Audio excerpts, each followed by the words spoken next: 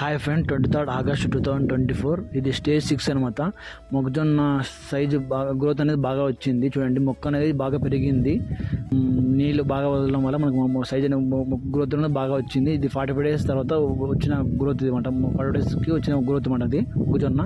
మనము తర్వాత మనము యూరియా వదులుకోవాలి. చూడండి, ఇది 50 kgs ప్యాకెట్ అనమాట. ఇది 50 kgs యూరియా ప్యాకెట్ మనం డ్రిప్లో వదులుకోవాలి. డ్రిప్లో వదలడం వల్ల మనకి గ్రోత్ అనేది బాగా వస్తుంది.